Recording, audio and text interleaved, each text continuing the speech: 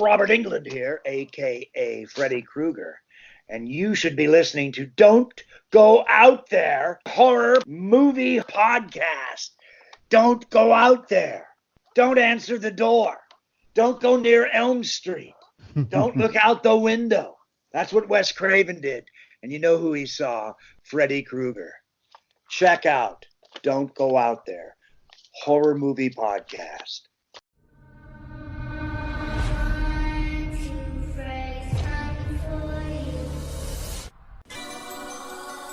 In a world where zombies, ghosts, serial killers, and vampires all exist, it's Nico, Brian, Mike, and Dustin, and they are all that stand between you and the films that could end the world.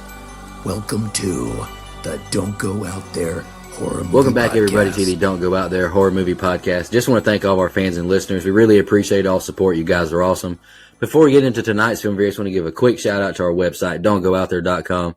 My man Brian has done a fantastic job with the website. He's got it looking great. Everything about our podcast is on there. All of our episodes and interviews from episode 1 to our weekly release. If you want to check out all of our episodes there, maybe you have an office job, don't have access to your phone, you can listen on your desktop computer. We've done some incredible interviews in the past with some of the biggest names in horror, some of your favorite slashers, writers, directors. Check out our interviews if you haven't heard those yet. We got our store. We got some new T-shirts. Brian and Dustin have done some fantastic designs if you want to check those out. And we also have Shan's Etsy page attached as well if you want to grab a tumbler. And we also have our social media, Facebook, Twitter, Instagram, YouTube, and TikTok. We love interacting with our fans. We love, meeting new people. We love answering your comments and questions on the air. So definitely check us out on social media. And the last thing I want to shout out is our Patreon. We call it Blood Donors. We have the traditional monthly reoccurring kind. You're a big fan of our podcast, a big fan of our show. You want to help support us. That option is available. And we also have one-time donations. If you want to donate and, if you have a film review you want us to do, that option is available as well. Let's get into tonight's film review. Tonight is brother Mike's pick. Mike, go ahead and announce your pick and why you picked it. Yeah, man. So, first of all, I'm glad we did a freelance month. Glad we got started with a good one last week. Look, I wanted to go back to the logo. We haven't in a while, and like I said on last week's show, we're trying to save Michael and Jason for their specific holidays, which makes sense to me. Great job, Brian, on the idea, because I'll just run through Halloween. I don't give a shit. If you leave me to my own vices, that's my next 6 picks. But we're not doing that, and that's probably really smart. And I kind of think we are, at least in my opinion, we've done all the Freddy movies that I consider to be genuinely good. So I really had to kind of settle on one that I think is just, okay. And that's what we have here. This movie is polarizing for a lot. And by the way, the pick is A Nightmare on Elm Street 2, Freddy's Revenge from 1985, which is a very, not controversial movie. I think it's a very polarizing movie. There's a lot of, you either love this movie or you hate this movie, except for me, apparently, because I'm pretty much in the middle here. I think it's okay. Obviously, this movie's polarizing for a lot of reasons. The infamous, not so subtle subtext of, being a gay teenager and all that stuff. There's a whole documentary that covers that better than I could, so I'm not really going to get into that. I didn't pick this movie because we're in the month of June, which is Pride. But it definitely worked out that way. Look, Freddy is still scary in this movie, and I think that's a big plus for this movie, in the positive direction. Like, this is before Nightmare 4. Where all we're doing is cracking one-liners. This is still genuinely scary Freddy. Almost said spaghetti. This is genuinely creepy, scary Freddy Krueger. They keep him in the shadows. I love the way they shoot Freddy in this film. If there's one big positive to take away is that Robert Englund is fantastic in this movie as Freddy. He still has the occasional one-liner that's kind of funny, but he's so scary and so creepy and over the top. I just love it. However, I think this movie has a lot of bad side characters, man. The plot really doesn't move me that much. I think a lot of the acting is poor, which I normally try not to criticize, but I just think there's a lot of average to below averages performances. And the biggest negative to me, and I have this covered in my ending, but I'm going to cover it now as well. It's in the middle of a classic and a movie that I consider to be a classic. So it's smack dab in the middle of two really good slasher movies to me. And this one just kind of feels like such a departure from those two films. So I'm excited to talk about it. The reason I picked it is because we needed to do a Freddy movie, and this is next in line for me and the ones we haven't covered. Somehow we did the remake before this. I'll never understand why. That's my fault. All the way my fault, everybody. I mean, I was about to say, you picked it. I know, I did. Well, we were doing remake but month. It was reboot month, so. Yeah. Sorry, go ahead. So it's all good. I'll go next. Like Mike said, it's a polarizing movie. I'm not a big fan of this one personally. I don't know the cheesy, hokey stuff that's involved with it. I don't like the bird exploding, the toaster bullshit, the dogs at the end with the weird faces in the old factory. I don't know. It's like Mike said, it's sandwiched in between two really good Freddy movies, and this one just doesn't work for me. I don't like Freddy's look either. I mentioned that in our rankings episode. And I know it's Kevin Yeager. He was the costume designer, the special effects guy. He went more for a witchy look, demon look, and I'm just not a big fan of it. I like the more just burnt traditional look like the first one. So yeah, this one just doesn't really do it for me. It's easily kind of skippable. I like 1 and Dream Warriors. Watch those back to back. Wes Craven, he's the man. He did those movies. And, Robert Englund himself said this one is his least favorite according to IMDb trivia. If he don't like it, I don't really see why I should like it. So, Brian, what are your thoughts? I actually really like this movie. It's been so long since we've ranked the Nightmare movies, but I think it ranks either tied for third or right at number 4 for me in the franchise. And I think it gets a bad rap. I think it's really underappreciated in my opinion. Yes, there's 100% nonsensical things that don't make sense based on the rules of Freddy that we've, established in the first one. But you know what? Maybe we should have continued with some of these rules that this one establishes, in some of the sequels, because I think there's a ton of good here. Freddy is right there with 1 and New Nightmare is my favorite rendition of Freddy of the series. I think Mark Patton as Jesse is great as the series' only, final guy. I think the friend group is good. Now, yeah, it has some bad moments, and one scene I think they fucked up badly. But in a series where all the movies don't really, how do I say this? In a series that doesn't live up to its bad guy as a whole, in my opinion. Freddy's a great character and definitely got shafted with some of the films, I guess is what I'm trying to say. But I love this rendition of Freddy, and I think they got him right. And we can talk more about that, but we've said time and time again that, like Mike mentioned, jokey Freddy just isn't good, and I like this one. Hey, so really quick, I should piggyback off of what you said, which I normally hate that expression, but that's all I had at the time. I agree with you. Mark Patton and Jesse is actually really good. I have no problem with Mark's performance as the final guy. I think it works. I think that idea of having a final guy works really, really, and they do a good job of it here.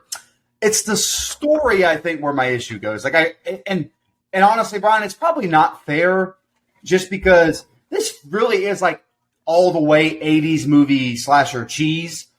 In a way, outside of Freddy, if you remove Freddy and you put Bill the Slasher in here, it'd be just another standard 80s cheesy slasher. But because it has Freddy, I think it brings it up a notch. And I have no problem with 80s cheese, unlike some of our co-hosts. Anyway, I'm looking directly at Nico, and he didn't even know I'm calling him out, pal. I don't hate 80s cheese. I'm just saying in the whole realm of Nightmare on Elm Street, the bird blowing up, I agree with that lighting on fire. It's this is an hour and 20-minute movie, and it's like, Jesus, can we just get through this? I know it does feel longer than it needs to. Paul, go ahead, Brian. Jesus. Let me say this, that I fucking do not like this choice. But how do you not use Charles Bernstein's Nightmare theme in this movie? Yeah. That's big problem. No offense. Actually, you know what? I don't give a shit. Christopher Young did The Grudge, and he did Sinister. So he's doing just fine. But, this is Charles Bernstein's house. This is his territory. I missed it. Oh, yeah. Enough, they were trying to move away from everything from the original. They didn't want to bring Wes Craven didn't want to come back for this story. They didn't want to bring back Robert because they were cheap, but then they realized that was a mistake. They didn't bring the music back. Right. I don't know. I feel like they just kind of winged it, and it Heather, just didn't work for me. Right. And And again, when we go back to what our logo is, the Halloween franchise goes right back to that night, right back to the same night in the sequel. And whether you like that choice or not, that's the choice they made. Friday the 13th is literally the same movie in part 2 as it is in part 1. One's just an adult Jason. The other was his mom. Like, they're very similar. And when you go to Nightmare on Elm Street, this is such a departure from the first film to me. Like, I don't hardly think there's any similarities outside of Scary Freddy.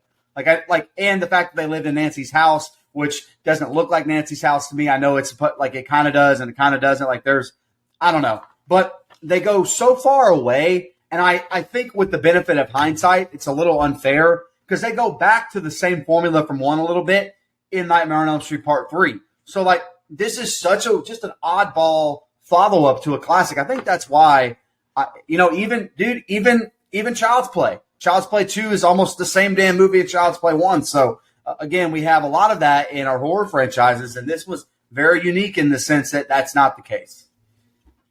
All right, guys, any more opening thoughts before you just jump into the scene by scene? All right, let's do it. The film starts with opening credits and title card. We see a school bus driving down a neighborhood dropping kids off. The bus starts to drive again as we see socially awkward Jesse in the back as more kids are dropped off. It's just Jesse and 2 schoolgirls on the bus, and they laugh at him, then yell to the bus driver they passed their stop. The bus is speeding now, and suddenly they're driving through a desert. We see Freddy Krueger is the driver now, and the kids are terrified.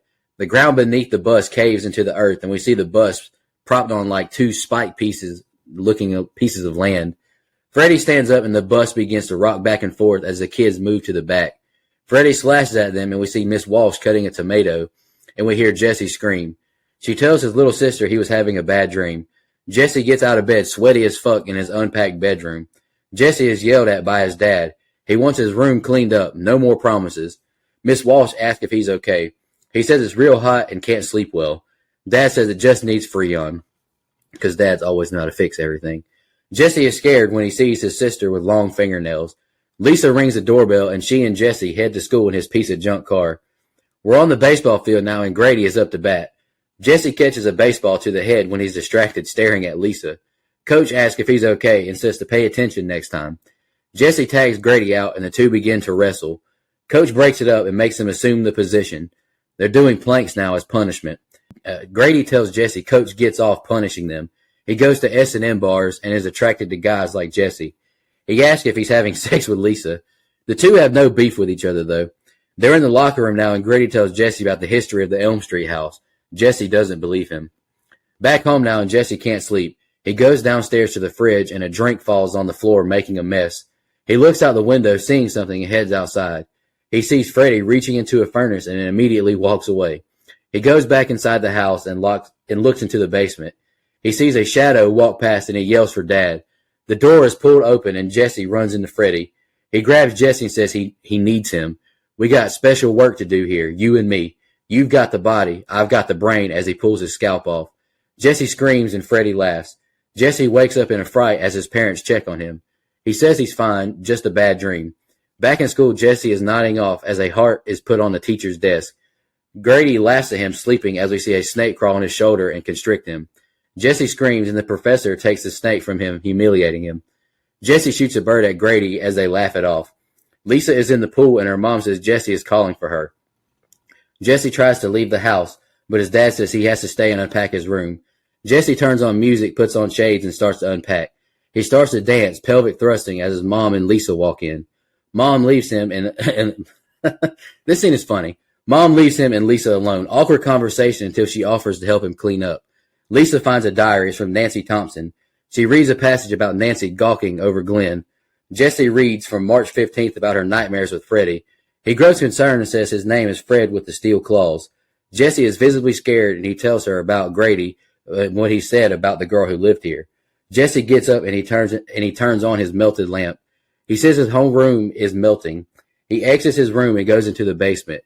He looks in the furnace and finds a razor finger glove. The fire turns on and Freddy appears laughing. He tells him to try it on for size, and he throws it on the ground. Freddy tells him to kill for me. Jesse runs off and trips, and the glove is right beside him. All right, Brian, that's the opening set of scenes I got. What'd you think? Okay, so credit Sinister Cinema for pointing this out, but Jesse's completely different in this opening scene, and it's actually pretty damn smart. He looks more nerdy and more pale and quiet, but it makes sense if this is a dream and maybe this is how Jesse sees himself. And I never thought about that before. It's pretty cool. Shout out to Robert Englund playing the bus driver here. I wouldn't really, I guess, say it was even a cameo since it's Freddy driving eventually anyway, right? But hey, I don't know if we've ever mentioned this before. Don't go out there.com. Check out our interview because we did an interview with the man, the myth, legend himself. But again, I really like the character of Jesse. He's not your typical final, girl, I guess, that you get. As a matter of fact, Mark Patton likes to take credit for being the first final guy in the Never Sleep Again documentary, I think. But even if you do usually get a final guy, it's usually the Grady type. And I think Mark Patton kills it. Patton looks like Michael O'Keefe in Caddyshack in this movie to me as well. Also, shout out to Jesse for using those two girls in the opening as a human shield against Freddy. The effects are pretty damn good in this movie, but the lightning scene and the miniature bus teetering on the cliffs isn't one of those times. I think it looks child play and Hellraiser 2 bad. What's not bad, though, are the fucking amazing effects when Freddy says, "You've got the body, I've got the brain." Line written by Robert Shea, by the way. But, man, then Freddy peels back his head. Nico mentioned him, but Kevin Yeager was in charge of Freddy's effects, and goddamn, it is beautiful. But I'm jumping ahead, kind of back to the start. Not real sure why we get Jesse literally adjusting his cock and balls when he wakes up. I mean, realistic, sure. But did we need it? I don't know. Maybe some people did. I don't know. I do appreciate the realism, though. But speaking of Grady, man, he's fantastic in this movie, I think. He gives me Jesus Garcia vibes from Nightmare 1. Oh, hey, by the way, we did an interview with him. Don't go there.com. But Robert Russler has been around a long time in the business. He was fantastic in Weird Science, which also came out in 85. So I'm not sure which came out first, but Russler definitely had a hell of a 1985. Fun fact, he auditioned for the role of Grady on the last day of shooting of Weird Science. And Robert Downey Jr. himself drove him to the audition. So, fun little fact there. A few other things I noticed in the first set of scenes. On this rewatch, I swear I said to myself, Kim Myers looks like a young Meryl Streep. And then I was going to write that down and said, nah, that's dumb. People won't agree with that. Then I go to research it and see that IMDb says that Kim Myers was cast because of her resemblance to Meryl Streep. And I said, well, fuck me then. So, here we are. Why are we super rich and yet having to hitch a ride ahead of it, in the ahead of its time, keyless push button start Deadly Dinosaur? I don't know. Maybe she just likes the dude, which is kind of another thing. Their relationship seems forced throughout this movie. I think that's fixed if you just had them dating right off the bat, had them like super close already. And I think that fixes a lot of issues with the whole thing throughout, that I had. You mentioned, Mike, that the house looked a little bit different. Red door to 1428 Elm here. That had a blue door in the first one. It's red the rest of the series, except when Craven goes back in New Nightmare and gives it a blue door again. Just a little tidbit there. But if the school looks familiar, it's the same one they used in The Karate Kid.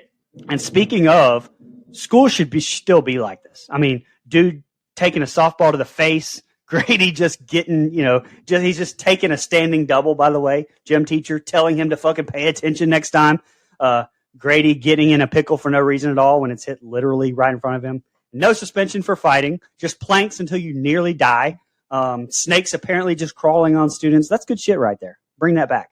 Lastly, the dancing scene. I think it's funny. That shit was such an 80s trope. Risky Business, Violet and Friday 5, Breakfast Club, Saved by the Bell.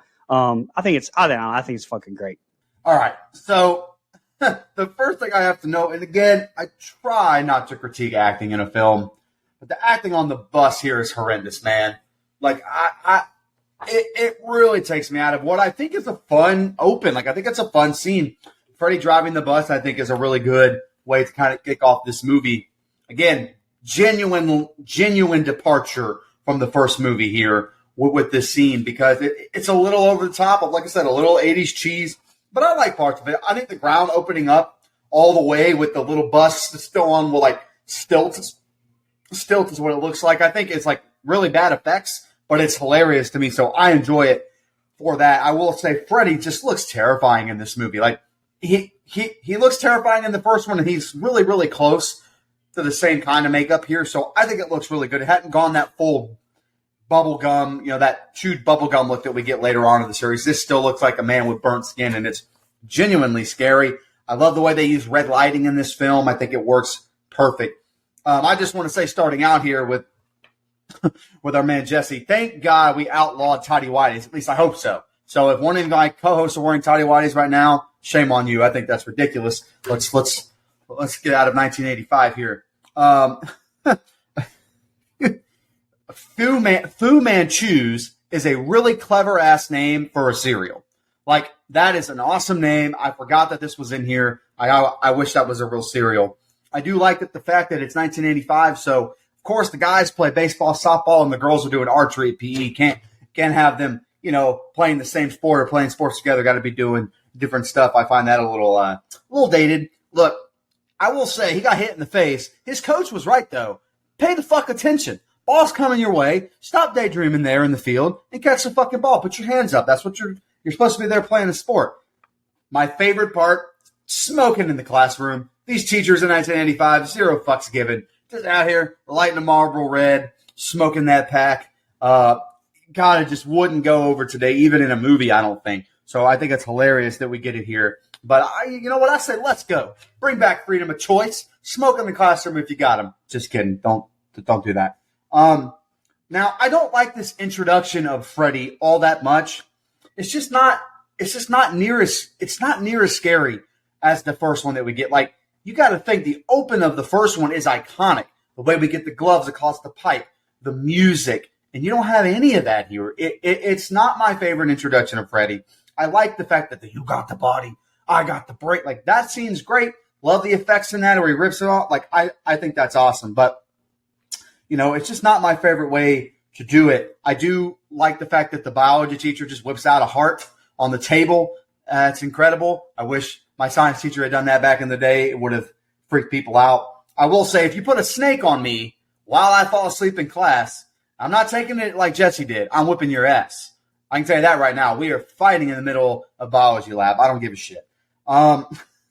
Look, and I will say, I don't like the falling asleep scenes in this movie as much as I do, again, the first one, especially in the classroom. Like, I hate to keep comparing it, but you have no choice when it comes after. On its own, it's fine, but when compared, it's just not. This dance scene is freaking cringe, man. It's hilarious. It's hilarious, especially the little backup scoot butt to the drawer. I don't know what he thought he was doing with that one. That was a move, man. Whoever let him cook needs to get him off the grill, because my man Jesse can't cook. Now, also, if a girl walked in on a 17-year-old guy, especially in 1985, doing this, it'd be the social death of them. I mean, let's be honest here. That would not have gone over well. Mom, a little knock on the door would have been a help, I think, at least kind of give me some kind of warning. But okay, thanks. One thing I don't like, and I'm okay with Nancy's diary being in the movie, but it just so happened to be in the closet still. Like, whoever renovated the house to, kind of make it presentable to buy, didn't clean everything out. They just happened to have Nancy's diary there. Thought that was it's a little bit of a nitpick, but I don't like it.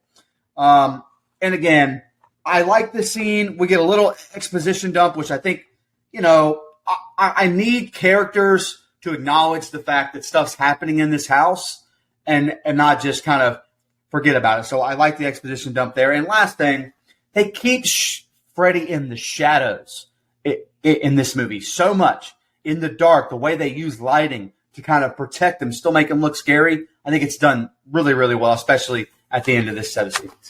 Jesse is telling Lisa about his dreams as he tries to explain it away. She asks for the diary as her friend Carrie asks about boys at her party. She gives him a kiss on the cheek and heads to class. Grady and Jesse are in the locker room now, and Coach overhears them shit-talking him. He has them doing planks again. Miss Walsh covers the birdcage and complains of how hot it is. He checks the thermostat and it's 97 degrees inside. The birdcage begins to shake and Jesse uncovers it. One of the birds falls dead and the other attacks the family with drive-by clawings. Suddenly, the bird bursts into flames. Dad and Mom are arguing and Jesse says it's not a leaky gas pipe. He accuses Jesse of setting it up and Jesse storms away. Jesse can't sleep again and heads downstairs. He looks out the window and we see lightning and it strikes the dishes in the kitchen. Jesse walks in the rain and heads to Don's place. Jesse is at the bar and asks for a beer. Coach grabs his hand and we're in the gym now as Jesse runs laps.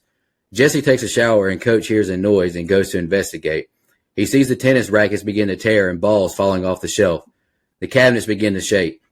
Basketballs and workout gear launch at the coach, and he crawls to lock the cabinet up. Jump ropes wrap around his hands, and he's drugged into the showers. He's pulled up and stripped naked, and he has his ass spanked by towels as the showers fill with steam. Freddy walks into the shower and slashes his back as we see blood come from the shower heads. Jesse reveals he has the claw on and screams. The Walshes answer the door. Cops brought Jesse home. He was wandering the streets naked. Dad asked him what's he taking. He says he's not taking drugs. Mom takes him to bed. Dad is working on the windows as Jesse storms off from Mom, who wanted to talk about what's going on. She says he needs professional help. Dad says he needs a good goddamn kick in the butt as he almost falls off the ladder. Jesse and Lisa make it to school as they run up on emergency cars. Grady says Coach got killed in the shower. Jesse is sweating in bed again, and he hears a noise in the desk. It's a Freddy glove, and Freddy says, "Kill for me." Jesse exits his room and looks into a room where he sees Angie jump roping, singing the Freddy song. Jesse walks into the kitchen for breakfast and makes coffee. He asks why it took so long to sell this house. He asks about the history of the house and across the street. Nancy lost her mind, and her mom killed herself in the living room. A fire comes from the toaster now. It's the craziest damn thing I've seen. It wasn't even plugged in. Lisa tells Jesse he can't blame himself for what happened to Coach. He only dreamed it. The two make it to an old power plant where Fred Krueger used to work. Lisa did some research on him, and they checked the place out. It's been closed down a long time. Fred kidnapped 20 kids and brought them here and killed them. She asks if he can feel anything or make a connection to the place.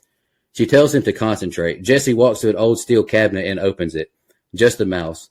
The fire in the furnace turns on, and we see a POV shot walk up the basement steps and into the house up the stairs. It walks into Angie's room. Freddy says, "Wake up, little girl." We see it's just Jesse as she asks what time it is. He sees he has the glove on. Jesse is taking the meds to stay up. Next morning, Mom asks if he slept okay and says he's looking better. Lisa asks Jesse about his nightmare. He says he might agree with his mom that he's crazy. Grady asks Jesse if he wants to hang out as the girls join them for lunch. Grady is grounded for throwing his grandma down the steps. Lisa is very concerned about Jesse, and Grady storms away after calling him a basket case. All right, Brian, this next set of scenes we got, what'd you think? I didn't say in the last set of scenes, but Sydney Walsh as Carrie, recognized her immediately from Point Break. Again, this whole friend group I really like. I just wish it didn't make it seem like it was all formed like during this movie. They have good chemistry, but honestly, Carrie and Lisa are the only ones that seem like they were friends before 24 hours ago is also, and why are Jesse and Grady running why are they in trouble again? Like, are we to assume they're still in trouble for the day before? I don't know. It was very confusing set of scenes, this one, because now we lead into the parakeet explosion bit, which, like, this is kind of what I was talking about in my open with stuff in this one breaking the nightmare rules. It's almost like an Amityville horror type thing with this stuff happening around the house. Hot take, but I don't mind the route this movie takes with that whole possession aspect being part of Freddy's repertoire. I mean, we've established he can come into the real world and be killed in the first one. I mean, he's somehow back anyway. Why not, as he grows stronger, be able to manipulate things around him? I mean, he's a dream demon anyway, right? Some of these aspects, like I said, I wish they would have carried along with them throughout. Now, fuck this dad. I wish he would have died. Fix the goddamn air conditioner. It makes me sweat just watching these scenes. And, it seems fucking miserable in there. Not to mention he looks like he's 65 years old with young kids. So either he's Al Pacino, that joke will definitely date the show, or it's just, where every parent in the 80s looked like at least 40 years older than they actually were. Were the Reagan years that bad? Jeesh. Has the gall to blame Jesse for it. I mean, I don't know. Fuck this cat, man. Little fun fact, though. Special effects man Rick Lazzarino created what they named a demonic parakeet puppet for this scene, in which the Walsh pet bird flies around and explodes. His puppet was not used because the filmmakers wanted a regular looking bird. I say just blow up a real bird. It's the 80s. It's Wild Wild West out there. You can just blow up real birds, right? Now, this is the weirdest part of the movie, and a scene I thought was just fucking absolutely stupid. All this shit with Jesse and the gay nightclub and the coach taking him to school and then dying, all this is fine if it's a dream. But for it not to be, it's the weirdest fucking decision. Like, what a terrible decision by the writers here. Like, what the fuck? Like, so the lightning strike in the kitchen window, like, it struck in real life? What? He got up, walked in the pouring rain to a gay bar, and then followed the coach to the school alone, ran laps, then took a shower as if it's not pouring rain outside. For what is my least favorite kill, by the way, with the gym coach. And who says Freddy isn't funny in this one? I mean, he gave the dude a few ass slaps with the towel before a few cuts on his back that definitely wouldn't have killed him. It's just awful all the way around. If it's not a dream, it makes no sense for it to not be a dream. I mean, if he's being possessed and made to do these things, it sure as hell didn't seem like it. So, especially in this set of scenes, it's terrible execution all the way around, and my least favorite set of scenes in the movie because of it. The last thing, this jump rope scene reminds me, though, that his sister is Christy Clark from Children in the Corn 2. Otherwise, I don't like this group of scenes. I think it's the trip to the factory was a scene that could have been cut to. Just a group of bad choices from Jack Shoulder, in my opinion. Yeah, so I know the house is really hot because of Freddy and all the stuff he's doing down there in the quote unquote boiler room. But my man, this dad fucking sucks. Like, first of all, if you're not gonna fix the air, fucking call someone, you tight cheap bastard.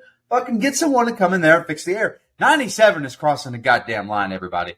That's like sauna shit. That's ridiculous. Unlike you guys, I've kind of always liked this bird exploding scene because it's so over the top and because it's so ridiculous. Like, it kind of makes sense. And I like the fact that the dad and the mom even are trying to like chalk it up to like a gas leak and all this other stuff. Like, I think it's at least somewhat interesting. Now, again, it's a little hokey, a little over the top. It feels like I'm watching Poltergeist instead of a Nightmare on Elm Street movie. So I understand the criticism, but it's always been kind of fun. So, we've already had a dance scene.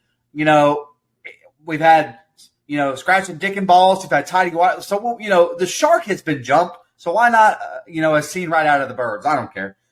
Again, I said the horror movie dads are just the worst a lot of the time, man, especially in the 80s. Like, just a bunch of, as a collection, a bunch of assholes. And that's not very cool of these movies on Father's Day, which we're recording. I can tell you what year because I don't want to date the show, but happy Father's Day to Brian and Nico. Anyway, here's my thing about what I agree with you, Brian. And I think they blur the lines.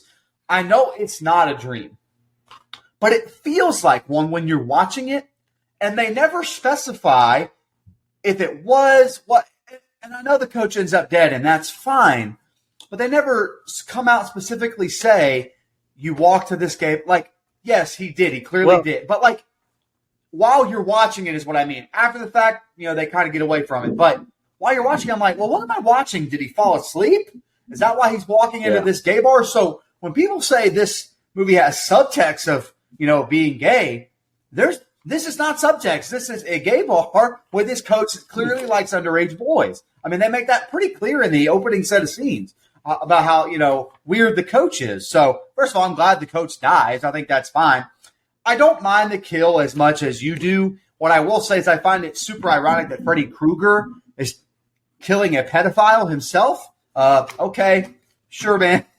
Whatever. I know that Freddy's is more in the subtext unless you're doing the remake. But anyway, look, I don't love the scene either, Brian, but it is an iconic scene. This whips and chains and the coach, and his death and the showers. And I mean, if we're talking about subtext, there's a bunch of balls flying in his face. I mean, let's just be real here. That's clearly not subtext, I don't think. That's just kind of the most criminal thing in this whole thing is the fact that this man gave Jesse a beer in a whiskey glass. That is fucking terrible. Worst bartender award goes to that guy right there. You don't drink beer out of a short glass. You get a stein, you get, a mug, you get something. You don't be out here doing a whiskey glass with beer. That's bullshit.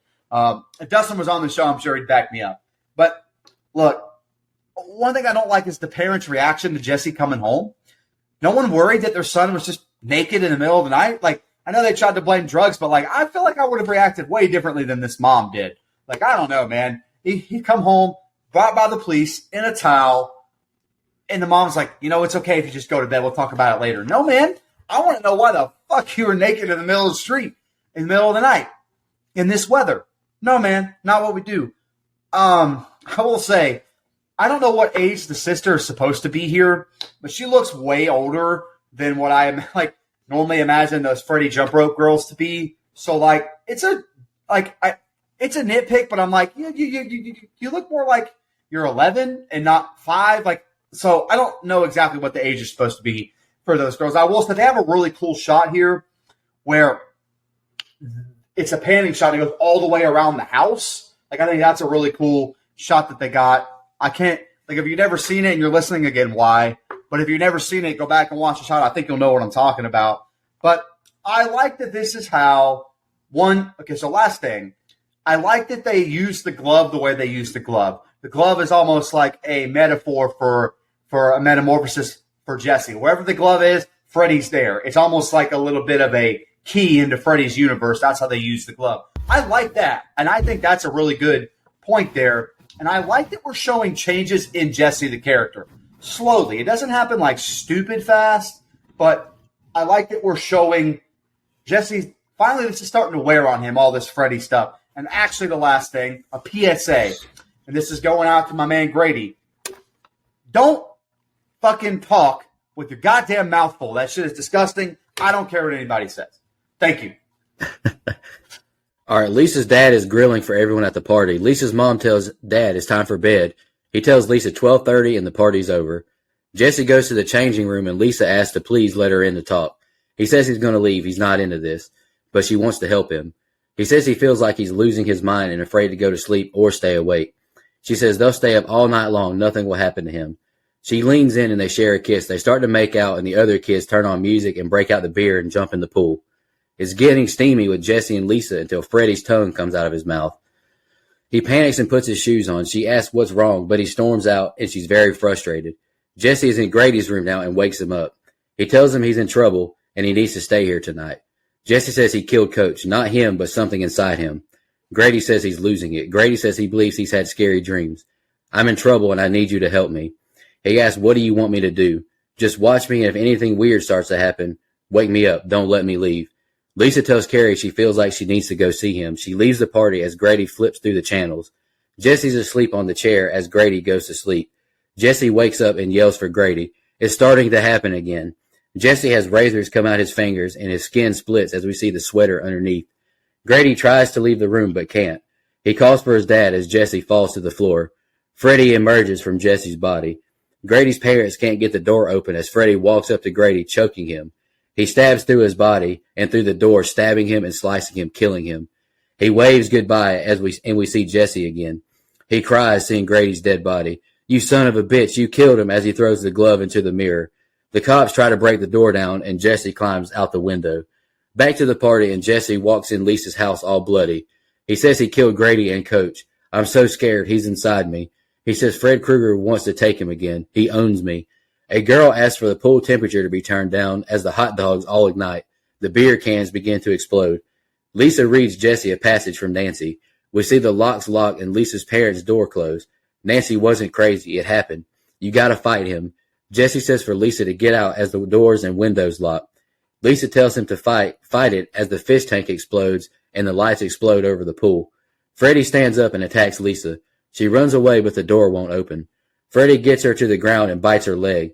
The pool begins to boil and she grabs a knife. Jesse's voice says, kill me, Lisa, and Freddy laughs. She stabs him in the shoulder very pathetically as Jesse's voice says, I love you. She drops the knife and he grabs her by the throat. He throws her into the wall and jumps through the doors. The parents' doors open and the kids exit the pool. Freddy jumps out and begins killing the kids one by one. The pool boils and ignites on fire. The kids are trapped and can't escape. They tell Freddy to calm down and relax. You are all my children now, he tells them. Mr. Weber runs out and shoots at Freddy. Freddy walks away through the wooden gate, and they all look on in shock. And the next set of scenes are the ending. Brian, what do you think? Well, we go from the worst set of scenes to the best here. But before I get to the amazing pool party scene, let me run through some of this.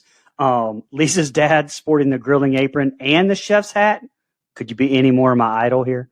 Except for the look, I respect you wanting to head up quickly because you're going to get you some. But handing the spatula to some loser kid, absolutely not. That kid isn't going to respect your grill. Plus, why are we grilling at what it seems like 10 o'clock at night here anyway? But I respect the dad game though. Even the Biff Tannen Back to the Future 2 pajamas as he runs out runs out later and had Lisa not stopped him, he would have fucked Freddy up here. Look, the dad game is strong here with this one. But then Jesse, trying to fuck Lisa while her parents are still awake. Wow, man. Like the dad disrespect there. Oof. Also going to say he could have used that tongue to his advantage, but what do I know? And yeah, it's a little silly that Grady wouldn't be at this party with the rest of them, and he'd already be asleep. Which, again, it's so late that Grady is already asleep, or is it barbecue o'clock with the grill going with the hamburgers? Like, make up your mind here. This Grady bedroom scene, though, special effect wizardry. I love Freddy fucking tearing him apart to come out of him. And yeah, it makes no fucking sense, because if he used him as a portal to get to the real world, then how is he fucking able to turn right back into him? But the effects look fantastic either way. Shout out to Grady's parents too, the dad from Ferris Bueller and the mom who literally stands there giving no fucks about her son being murdered, like, at all. But have that be the end of Jesse and just have Lisa take the rest moving forward. Like, it would have made the movie better, in my opinion. Also, how ridiculously long did it take to get ready that she's still up there, or she's still there at the house whenever Jesse gets there? And this is why I said later their relationship feels forced, because at least if they'd been together for years, you could see Lisa maybe looking past the obvious schizophrenic bipolar tendencies of Jesse. But it just honestly makes no sense that she immediately believes him when he shows up bloody and admitting to murdering two people at that. And at least until Freddy shows up again, their relationship just doesn't fit the script is all, I guess, was what I'm trying to say. And the fakest knife prop I've literally ever seen in a horror movie that I can recall, by the way. And the last thing, yes, this pool scene is nonsensical, but it is fucking cool. Like, never again will we get to see a murder rampage with Freddy. And I didn't realize how much I needed a murder rampage with Freddy.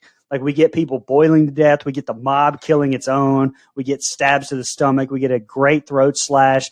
We get the best line of maybe the entire franchise. You are all my children now. Like, this is great. Like, we should have gotten more real world possession by Freddy in the franchise. I will stand by that. Go ahead, Mike. Yeah, first things first. I wish I was friends with Lisa in high school. Her place is sick. What the hell? That's a badass house with a really cool pool set up. Yeah, man. Especially in 1985, man. That was probably the spot right there. And again, I love this. Everything's all quaint and nice. While the parents are still awake, and as soon as they go to bed, they don't even try to play it off. They get rowdy as hell. I love that. I think cranking it up with the quickness makes me laugh every time. Man, it's crazy because it's one of those things. This movie flips a lot of tropes because we have a final guy in Jesse, but it's Lisa that gets a little frustrated and angry about not being able to do the, no pants dance. She's the one that's frustrated. And in normal horror movies, we don't get that. We get, the opposite. And I think this is an interesting thing. Look, I agree with you, Brian. Their relationship isn't like super believable to me. Just off the simple fact that Jesse's clearly losing his mind. And I don't know. I mean, kudos to Lisa for like believing him and everything. And that's great. By the way, I'm not going to tell Lisa to call me sometime because I'm not allowed to anymore, apparently. But, do that if you'd like, Lisa. Anyway, but I'll say this. I think Lisa may actually be the best character in this movie not named Freddy Krueger. Like, she's a really strong character. I love, her. She's probably the best actor here, too, man. Just her line delivery, the way she kind of tries to play it serious in the serious moments, and she's good in the not-so-serious moments. I think she adds a lot to the movie. Look, Grady making great counter arguments here. Nothing wrong with, if Jesse liked Grady like that, there's nothing wrong with that, but he's never said that. So if I'm Grady, I'm like, why are you here when you could be with Lisa? I would have said the same thing to my boy if he came in the middle of the night. And I agree, Brian. Why isn't Grady at this party in the first place? I guess that would have not had a place for Jesse to go. So, plot hole there. But I'll say this.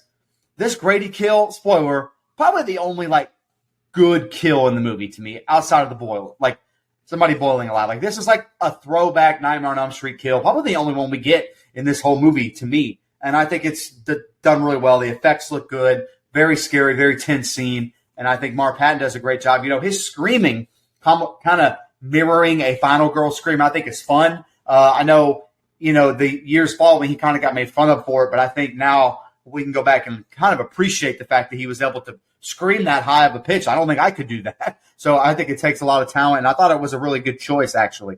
Freddy getting hit with that lamp is always hilarious to me. I'd laugh every time I'd watch this film. It's a bad knife prop, but she sucks at stabbing people, bro. She put nothing behind that stab. Lisa, I love you to death, but you're not doing shit for me right here. And because of Dustin, I can't help but think of Rey Mysterio's theme song when he pops out of this fucking pool. It is the coolest scene. It's probably top 4 scene in the franchise for me as far as just like memorable things that happen. And him, it's a great GIF that we use on Twitter now. You're all my children now. It's such a cool scene. The way the gloves look, the way Freddy's lit, just the fire back there, and how many kills we get. We get Freddy on a rampage, which Brian mentioned we don't get in any other movie. I think this scene really works. Has some lame kills, so when we get the least favorite kills, it'll probably be one of those.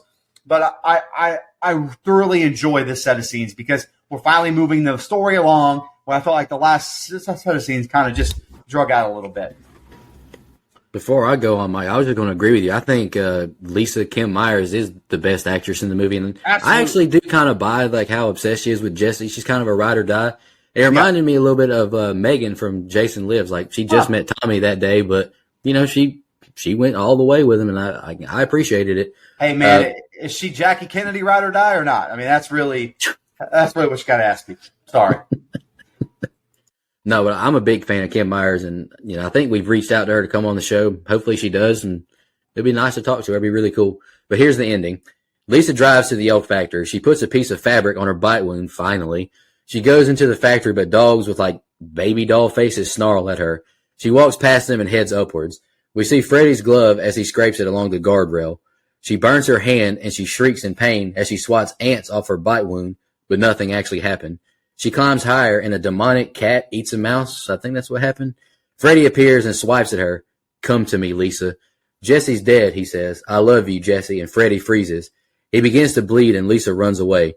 Freddy calls for her as he says, come back to me. I am not afraid of you, she says. She says she's going to take Jesse back and send Freddy back to hell. Come back, Jesse. I love you, as Freddy falls to the ground. Lisa grabs Freddy and kisses his lips. He pushes her away, and the place catches on fire. Freddy begins to yell out Lisa's name as he melts. He becomes engulfed in flames, and we see Jesse there now as the flames go out. He pulls the Freddy skin off of him, and as Lisa cries out his name. The two hug, and she cries holding him. Mom wishes Jesse a good day as he gets on the bus and sits with Lisa. They kiss as Carrie laughs, saying it was a great party. Lisa doesn't want to talk about it as the bus drives really fast, and Jesse yells out for the driver to stop. The bus stops and picks up another kid. He apologizes to Lisa and Carrie, says it's all over, until a Freddy glove bursts through her chest and the bus drives back into the desert. All right, Brian, what do you think about the ending? The ending was fine. It's whatever. Let's be honest. None of the Freddy movies really, I feel like, know what to do with the third act. Like, especially the final scene. Put some respect on Dream Warriors, goddammit. They do a great job. Anyway. In the end, it's not cheesy with the wizard. I mean, come on. Come on. I don't think any of the Freddy movies know what to really do with it. I can't even remember one that I really loved the ending. But anyway, I feel like along the same lines, the build up is always better than the end of these movies. Like we get the old love vanquishes the demon trope here that we've seen a million times all throughout history of books and cinema. But I do think it's kind of dumb to have zero reason for Lisa to steal the dangerous dinosaur and drive to the factory. What the fuck is going on with the dogs, with the purge masks? No idea. But the bugs being on her wound with her hallucinating, I thought was pretty fantastic and made my skin crawl a little bit. But, I needed Jesse to die here though, or something from this possession. It fell flat. I am glad that the end was just a dream though, because I was like, how in the fuck is this dude going to school the next day and not in jail for murder? I like to think that Jesse survived only to be charged with multiple felony murders and eventually died in his sleep under mysterious circumstances in prison. That's my headcanon for that one. I really do wish that these big three slasher franchise would have had the foresight to not end on happy notes and had some of them be doom and gloom, yes. But it was fine for a Freddy movie ending, if that is a thing. Yeah, you definitely get a mixed bag here. They really shit the bed with these weird dog mask face things. They look so bad to me, the effects of them. And I don't know, maybe that's on purpose. I don't know, but it doesn't work for me. I think they look pretty bad. And even back in 85, I'm sure they look bad too, although somebody can correct me. What I do like about this is that we're back in Freddy's Playhouse. In The other two big slashers, we go back to Camp Crystal Lake or Haddonfield, and that kind of feels familiar. It's nostalgic, and we get a lot of kills there, and that's where a lot of these movies end. So to go back to this boiler room-like setting from the first film, I think works really well, and I really like that the ending takes place there. That being said, while I'm watching it, and I wrote it down because, again, I do movies that I've seen before a little differently than I do ones I haven't, but I did write this down. I wanted to make sure. This feels like a movie that should have come after Dream Warriors, if that makes sense, because it's such a departure, and we get some stuff in this ending where I'm like, what is it? It's almost like weird gross out stuff, and I don't feel like we got that in the first one. I don't feel like we get a ton of that in the third one. At least it's not played for like being gross out stuff. So it just feels like Brian just put a fucking 1986, or excuse me, 1886 sheriff hat on. So you have to forgive me. I know what it is, but it still looks funny. It's a Freddy hat. What do you mean 19? It looks like, it's Freddy's I don't know, man. It's probably the lighting, It's all about the lighting, buddy. I was about to say, as rich as Brian is, that thing's probably a screen-worn Robert Englund Freddy Krueger hat from the original. Relax. Is it signed? No. That's definitely the hat that Wes Craven wore as a janitor in Scream as Fred. Don't lie. Don't lie. Hey, Robert Englund's going to be at Spooky Empire. We can get it signed, brother. There you go. Again, this Freddy Krueger rat doesn't do much for me. And it just feels like that kind of silly stuff is in movies that comes after Dream Warriors. And I feel like we're getting it here in the second installment. So just a little bit of a hodgepodge ending for me. Make no mistake, though, in this ending, Robert Englund fucking crushes it. Like, he's really, really good as this version of Freddy. He's still trying to play this serious, scary dream demon guy that's really fucking scary. And I think he does a great job. Probably my third favorite Robert Englund Freddy. Like, when I think about what I like the first one, I like the third one, and then this one's probably next, maybe Freddy versus Jason after that. But we just jumped the shark again with this kissing thing. Like, this kissing thing, and then Jesse sheds Freddy Krueger, and I just don't like it. It doesn't work for me. This, like, melting like it's the fucking Wizard of Oz. And again, it's not the first. It won't be the last time this franchise references the goddamn Wizard of Oz. But this one's a little bit better than that one. But it's not much. It looks cool that Freddy's melting, but it's just stupid and out of place and ridiculous to me. It's over the top. You saying this one's barely better than Freddy's Dead? Or are you talking about the reference? The reference is just the reference. Man, I was this about movie's, to say, Jesus dude, Christ. Let me just tell you. This movie's like fourth in my ranking. It's this one, 4, 5, 6, or excuse me, 4, 5, the fucking remake, and then 10 pounds of shit, and then Freddy's Dead. Okay? That's where Freddy's Dead is. So no, I was not trying to confuse the thing. Look, Lisa's a great woman. I'm glad that, in Jesse's dream world, she's forgiven him and everything's back to normal. But man, there's no way, like you said, A, Jesse's not charged for multiple murders. B, that Lisa doesn't leave his ass. Are you kidding me? I mean, I understand being ride or die, but even Jackie Kennedy had to move on. Goddamn. So again, and you just knew that they don't know how to end a movie. You saw the last one where she gets pulled through the door and Freddy's striped sweater comes over the top of the convertible. They just didn't know how to end it. And I will say the final glove kill popping up, always funny to me. Always forget it's there. So a mixed bag here in the ending where, like you said, Brian, if this franchise ever figured out how to do a single fucking ending, there would be better films. Because but 4 and 5, their endings are really fucking terrible. So this is better than those, I will say. All right, let's jump into social media comments and questions. We'll do Twitter first. Andrew Ferguson commented, I was in elementary school when this came out. Panic would always set in when the bus driver drove past the stop. That's pretty funny. Sean Irwin commented, it gets lost in between how good 1 and 3 are, but it is still pretty good itself. It gets lost between 1 and 3, all right. Take the L's after those two. All right, Go Dogs. Randy Smith commented, thanks to love, Dark Freddy. Thanks to hate, how Freddy can just appear at the pool party. Not my favorite in the series, but not the worst. And he also said, P.S., we need more 80s horror. Hey, Nico, well, that's Nico's choice right there. That's the reason we don't do 80s, because Nico doesn't like them. But also, Randy, I'm gonna disagree with you and agree with Brian. I actually think him appearing in the real world is fun. Like, I actually don't mind, because again, when we're talking about the rules of Freddy, what are the rules of Freddy? He's a fucking dream demon.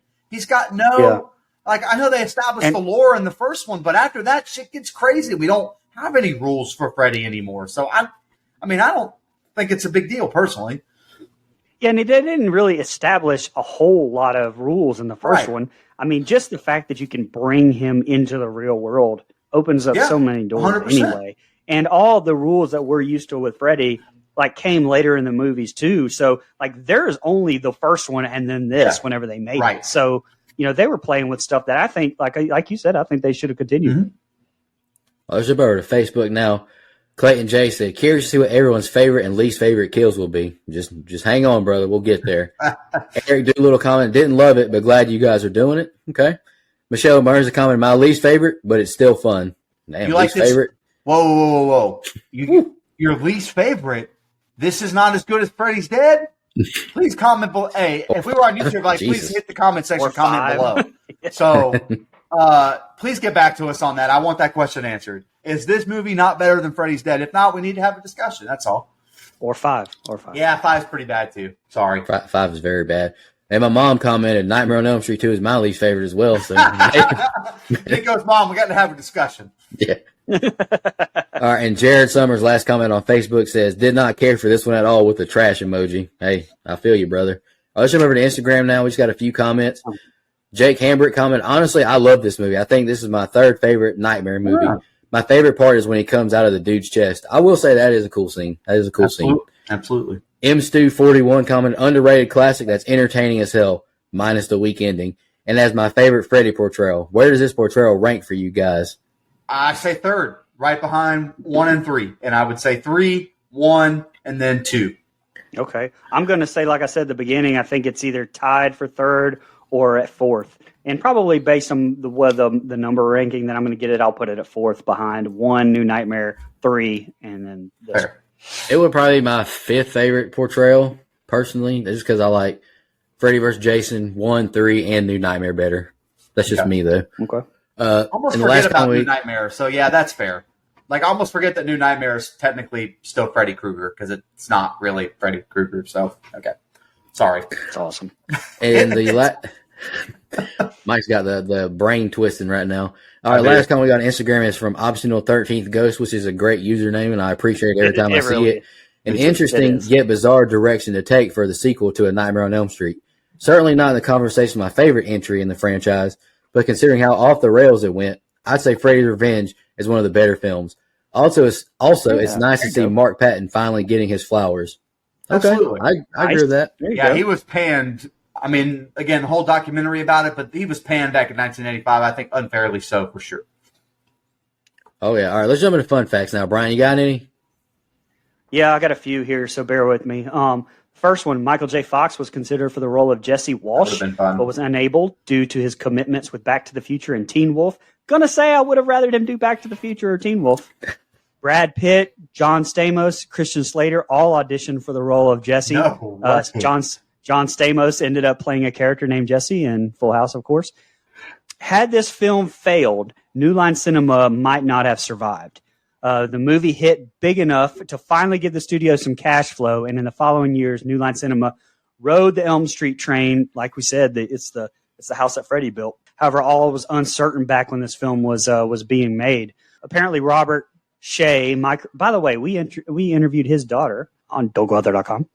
But he apparently micromanaged every aspect of the production, regularly confusing crew members by stepping over the line, offering orders which should have come from the director. That led to an understandably uneasy relationship between Shea and Jack Shoulder. And on top of this, the production was remarkably rushed, slotted for a November 1, 1985 release date when the first film had only been released on November 9th of the previous year. Also, last one, Mark Patton, an openly gay actor, has amusingly stated that he sees himself as the first male scream queen due to his combination of factors, including the film's homoerotic subtext, like Mike mentioned, and the fact that he was often depicted on screen screaming, quote, like a girl, and because he viewed the character as a closeted gay man. So that's all I have. I think that's probably fair by him. I don't have any fun facts, but just because Dustin's not here, obviously, the square root of David Arquette is a little too easy this time because, Robert Englund, who plays Freddy Krueger, worked with Wes Craven, the director of the first Nightmare on Elm Street, who was also the director of Scream, which also stars David Arquette as Dewey Riley. Okay, just wanted to get that out of the way. Shout out to Dustin, who's not here, couldn't make it today. All right, the budget for this movie was $3 million, which is just slightly below the first one, actually. And the gross was $30 million. So for a budget of $3 million to make $30 million, no wonder we kept getting. I mean, this is like Brian mentioned, this is a cash train that New Line Cinema kept rolling in on, and I think it's pretty fair to say that New Line Cinema is the house that Freddy Krueger built. I think there's a lot of evidence to back that up. Because if you watch any documentary, including Never Sleep Again, which I highly recommend if you never have, it's 7 hours long, but it's worth every second. But it's worth it. It's such a great documentary. And this really is the house that Freddy built. New Line Cinema didn't make a damn hit before Nightmare on Elm Street, and the cast started rolling in because of it. So this sequel was no different. To be budgeted for $3 million and make $30 million is a pretty simple way to do math. That made a lot more money than they had to spend. Hey, and you mentioned the Never Sleep Again documentary. This might date the show too, but it's free on Tubi right now. There you go. It's also free on. I just read something on IMDb I thought was cool. This is the only Freddy film where all the people killed were not in their dreams. I don't know if you said that or not, Brian, but that's really cool. Oh, that's crazy. I didn't even realize that. Yeah, I didn't realize that either. So that's pretty damn cool. That says right there that the gym teacher wasn't killed during a dream. So it's like that whole sequence should have been a dream. It's crazy. I agree. All right, guys, let's jump into our favorite kill, least favorite kill, and the rating. I'll kick us off. My favorite kill is Grady, just because, like Mike mentioned, that's the one kill that to me that feels like a Nightmare on Elm Street kill. It's really good. Love Freddy bursting out the body, and Grady, he's helpless. He can't do anything, and parents on the other side of the door just gives me a lot of like Glenn vibes from the first one. Least favorite kill, Coach getting his ass spanked. That's ridiculous. I'm sorry. It just doesn't do it for me. And you can throw the bird in there too. I thought the bird blowing up was pretty awful as well. All right, let's jump into like how I really feel about the movie. I'm not a big fan of this one at all. It's watchable. I'll give it that. It's not like painful to get through or anything, but there's not much I really like about it. I think Jesse, Mark Patton does a fine job. Kim Myers does a fine job as well, but just a lot of stuff just does not work for me. It's just the bird blowing up, being 97 degrees in the damn house and everyone's there acting like it's only like 77. Like 97 is hot as fuck inside of a house. Like you're dying. You know what I'm saying? Like you're getting a hotel room. I don't like Freddy's look. I don't like Jesse doing the killing in the outside world. While I do agree with what Mike and Brian said, not a lot of rules were established. It just doesn't work for me personally. Like in the first one, it was kind of established that Heather, Nancy brought him into the world by holding on to him when she woke up. Now, Jesse is just, I don't know, being manipulated or whatever. Like, I feel like Jesse should have had to pull him into the real world as well. But, hey, they went there a different direction. But like I mentioned earlier, this is Robert Englund's least favorite, so why the hell should I like it? It's pretty low in the franchise for me. It's still above a few others just because of, honestly, how bad some of the other ones are. So I give this movie 3.5. Whew. Man. Yeah, so look, my favorite kill was Grady, like you, Nico, where it's really the only one that feels like a Nightmare on Elm Street movie kill. It just does.